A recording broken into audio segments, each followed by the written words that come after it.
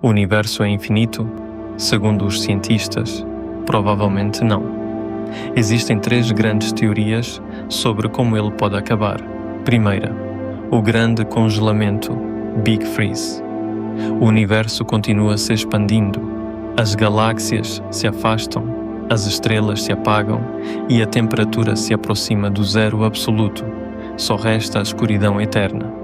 Segunda, a grande ruptura, Big Rip.